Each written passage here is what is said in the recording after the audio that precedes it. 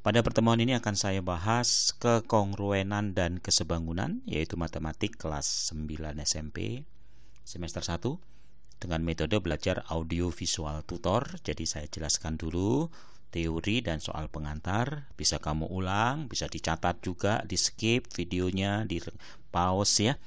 Lalu nanti saya berikan latihan soal dikerjakan.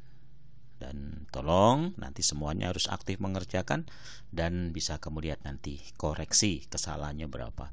Kalau belum memahami, belum bagus ya diulang lagi gitu ya. Jadi kalian bisa mengulang-ulang belajar.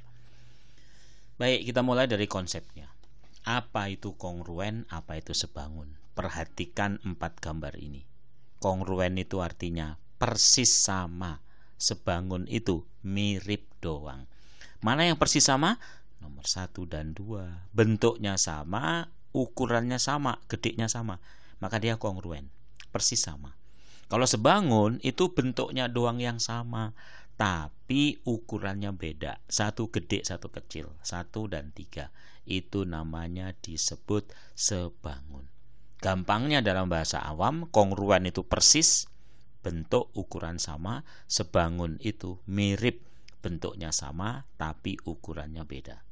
Oke, kongruen itu hasil pencerminan kalau dalam transformasi. Sebangun itu adalah hasil dari dilatasi. Jelas ya? Kita mulai gambar. Ini ada yang sebangun, ada yang kongruen. Pasti ini kongruen. Sudutnya sama, A sama dengan E, B sama dengan F. Sisinya sama, AD sama dengan EH. Kalau ini sebangun, sudutnya sama tetap, A sama dengan E, tapi panjang AD tidak sama panjang EH. Tetapi perbandingannya sama. Artinya kalau ini dikali 2, kayak dilatasi, semua dikali 2. Itu gampangnya. Sebangun itu mirip, kongruen itu persis. Sebangun itu hasil dilatasi, kongruen itu hasil refleksi. Gitu ya. Karena kita lihat soal pengantarnya. Katanya ini adalah kongruen persis. Nah, caranya gini ya. Ini kamu puter-puter gitu loh. Jadi biar gambarnya sama. Ya, nanti sudutnya sama. Nah, ini kan sama nih gambarnya ya.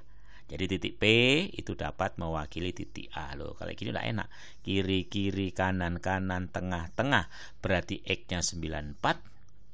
Y-nya diperoleh dari mana? Y-nya itu adalah diperoleh 3Y plus 10 itu sama dengan 124 plus pindah jadi min, maka Y-nya ketemu. Gampang ya? Cara ngerjain soal sekali lagi, gambar pada arah hadap yang sama biar kita nyarinya cepat. Oke. Nomor 2, apakah sebangun atau kongruen nih? Nah, kita copot pada arah hadap yang sama.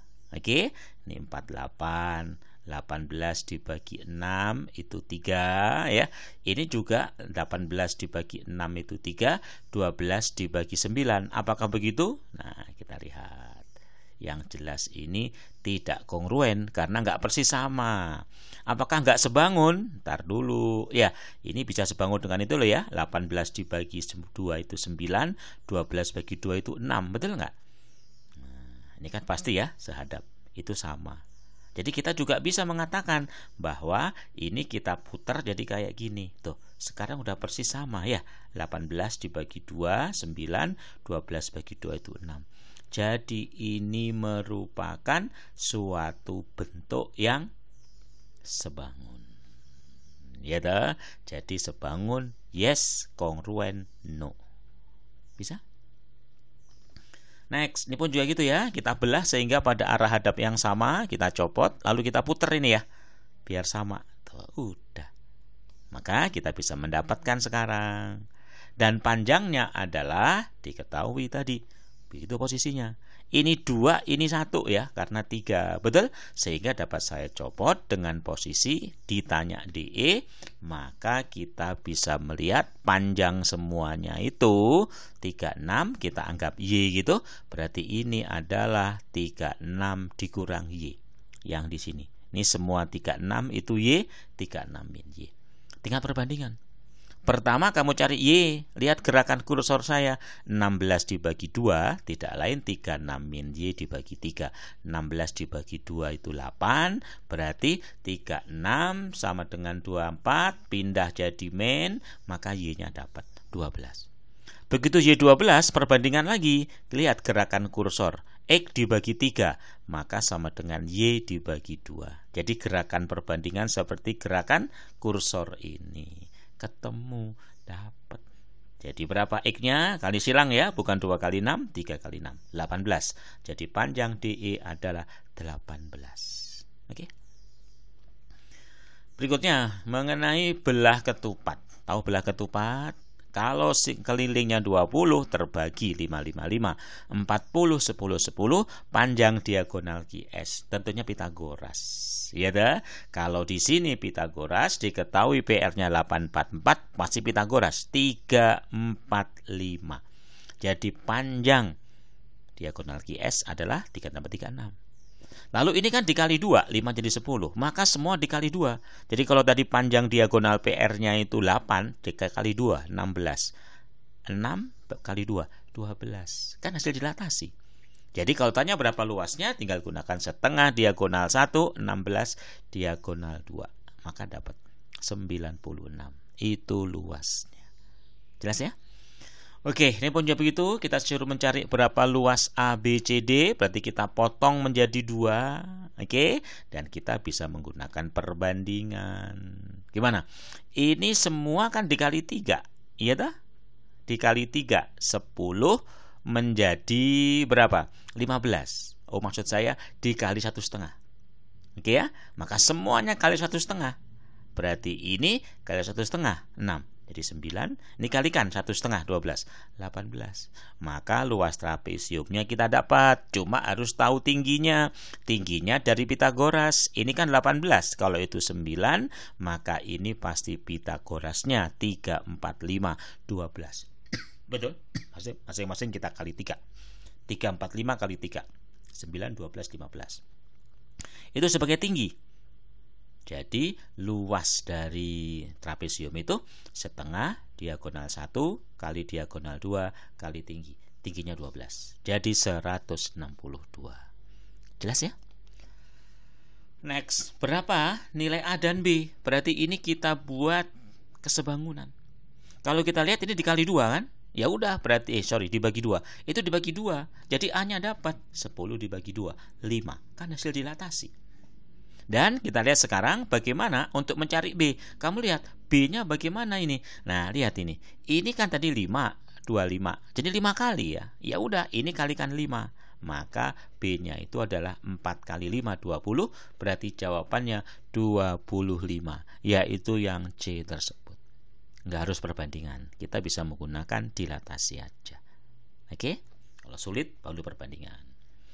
Trapesium TURS kita belah, trapesium PQT kita belah. Dan ST banding TP 2/3 kalau kita belah menjadi bentuk kayak gini. Ini yang di bawah, itu yang di atas. Tujuan kita mencari SR. Kita cari dulu berapa nilai X di sini. TU-nya itu, lihat perbandingannya. X dibanding 2. Lihat beloknya, 36 dibagi 3. Betul? 12 kali 2, 24. Begitu X dapat, ya itu X juga, 24 juga, maka kita gunakan perbandingan. Gimana perbandingannya? Adalah atas bawah. Y dibagi 2, lihat panahnya, 24 dibagi 3. 8 kali 2, 16, berarti jawabannya yang C. Jadi perbandingannya lihat gerakan panah ini ya. Ngerti? Pahami coba. Ulang lagi. Pasti bisa. Pasti jago matematik. Nomor 8, suatu foto yang lebarnya 8, tingginya 12. Oh, tuh. Sekarang lebarnya 18. Ya udah perbandingan aja. 12 banding 8, tinggi banding lebar, maka tinggi kita anggap sebagai T, lebarnya 18. Ketemu. Coret-coret, silahkan. Ya, jadi ini sama-sama dibagi 4. 3/2 kali 18 bagi 2, 9, 27. Jawaban yang D tersebut. Oke. 9 sama kita belah. Kita ingin mencari berapa luas jalan. Luas jalan berarti luas total dibagi luas tamannya. Kita belah 30. Perbandingan. Dapat. Gimana caranya? Kita perbandingan kayak tadi. Ngerti nggak? Y dibanding 30 ya sama dengan 12 dibanding 20. Coret. Dapat. Sama-sama dibagi 2. Kaliin silang. Ketemu udah. Ya, 18. Itu Y-nya. Luas jalan tinggal dikurangi. Apa? Luas dari sebuah jajaran genjang alas kali tinggi. Betul nggak? Alasnya 30, tingginya Y 18, alas kali tinggi. Seperti ini bisa dikeluarin lah ya. 6-nya tinggal 50 kali 6 300. Berarti jawaban C. Oke. Terakhir ya, 10. Habis ini kalian akan berlatih soal yang ditanya luas yang nggak tertutup foto. Dikurangi aja. Luas gede kurang luas foto. Masing-masing 5. Kalau 5 berarti berkurang dong. Berarti ini jadi 30 dong. Dari 40 kurang 5 kurang 5. Y-nya berapa? Dengan perbandingan. Bagaimana? Y banding 30. Lihat gerakan kursor. 5 banding 4. Dan Y-nya dapat. Yaitu 37,5. Tentunya yang tidak tertutup tinggal dikurangi aja. Luas gedenya 40 kali 50. Luas fotonya 3 kali. Maka dapatlah nilainya. Yaitu 875 yang A.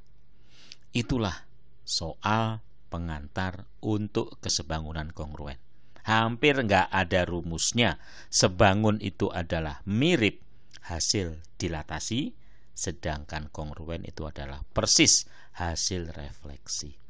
Ya, setelah kalian mengerti atau kalian ulang, sekarang coba kerjakan soal latihannya.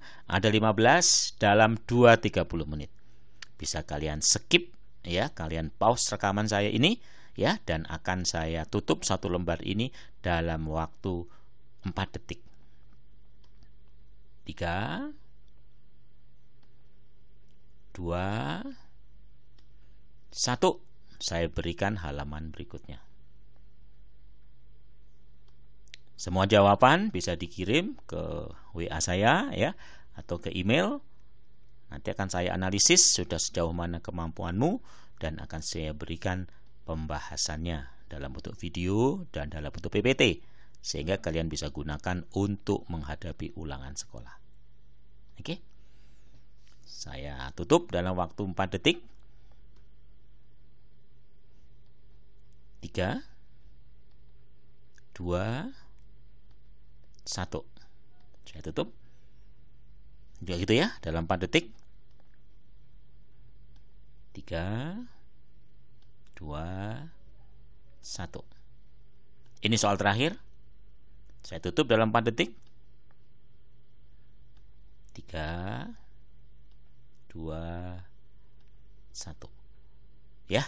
Sekalian ulang lagi dan kirim jawaban di waktu ya tadi sesuai waktu yang saya berikan. Nanti saya berikan pembahasannya. Kalau ada masalah kalian bisa menggunakan layanan konsultasi belajar bersama saya. Itulah pada pertemuan ini. Sampai ketemu pada pembahasan berikutnya.